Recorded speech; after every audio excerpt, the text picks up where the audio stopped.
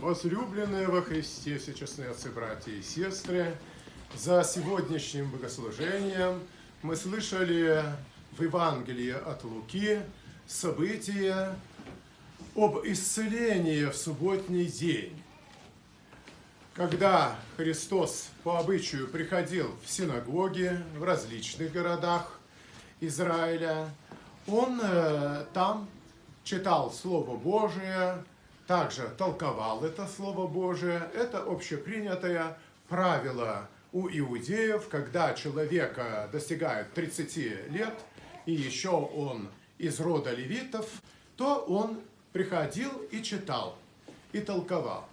И Господа Иисуса Христа любили все слушать, естественно, и толпы народа приходили в ту синагогу, куда шел Христос Спаситель.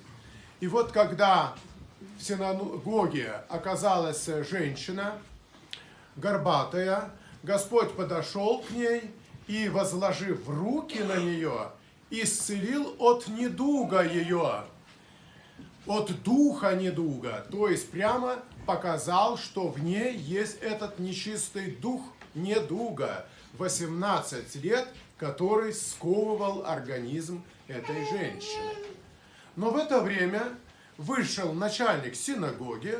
Обычно начальство синагог состояло из 3 человек, начальник, соответственно, заместители, и объявил народу, что в 6 дней приходите, исцеляйтесь, но 7-й день, как бы субботний, тогда считался, не приходите, то есть вы нарушаете этим самым покой.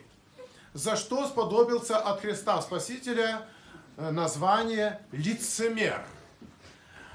Не отпускаете ли вы, говорит Христос, волов и ослов в субботний день на водопой? Потому как милосердие к животным было и в древности, было исключение из правила, что покой субботний можно было, ввиду исключения этого любви к животным, отвязывать и даже сопровождать к источнику водному. Так вот, Христос и сказал, не больше ли животного, какого-то осла или вола, вот эта женщина, над которой издевается дьявол в течение 18 лет. И народ очень был приятно удивлен и радовался о таком чистейшем толковании субботнего дня. То есть люди полюбили Господа за Его ясность поведения. Действительно, что Богу дороже вот всякого такого жертвоприношения, так сказать, вот это милость общения между людьми. И Господь нам всем говорит через апостола Павла в сегодняшнем послании к Ефесянам, чтобы мы были в единодушие. А как в единодушие? Чтобы мы терпели друг друга. Вот это условие терпения. Потому что мы разные по характеру, по убеждению, по благосостоянию материальному, по уму. И мы должны терпеть и служить каждый своим даром. Если у тебя ноги хорошо работают, ты должен сходить, навестить тот, который не может передвигаться спокойно. И так далее. И вот этот день, он нам сегодня об этом говорит, о милосердии.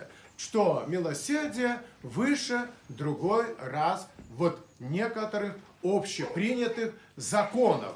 Вот есть закон Божий, но из него есть, оказывается, в определенных случаях исключения.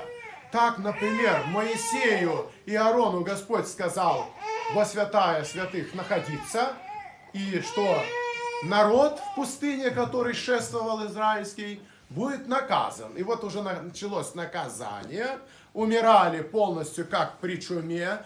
А Моисей шепчет Аарону, пойди кадильницу возьми и стань между мертвыми и живыми, кождение делать. Кажется, Господь сказал ясно и понятно, что станьте и молитесь. А они молились лицо на землю. Но Аарон вдруг встает и бежит. Берет кадило и между мертвыми и живыми бегает. И этот мор прекратился.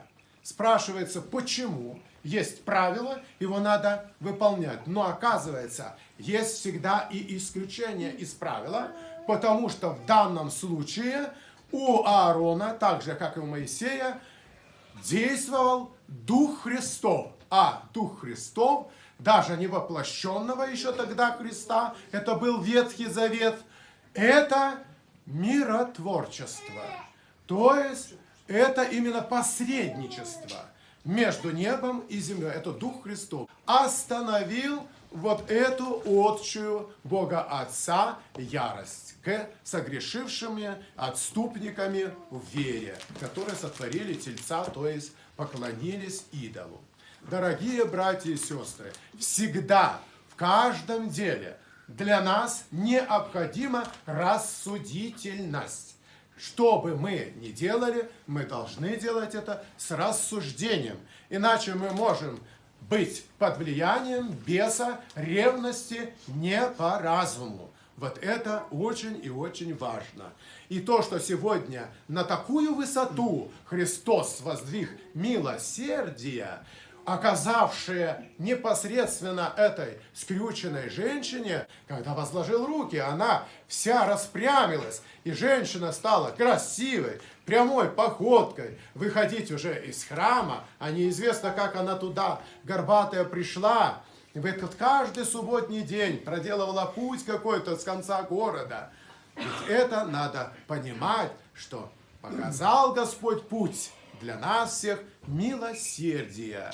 Какие бы ни были этому препятствия, даже закона, да, мы должны преодолеть, но преодолеть путем рассуждения, как это делал всегда Христос. Сразу же готова была и сравнительная причина.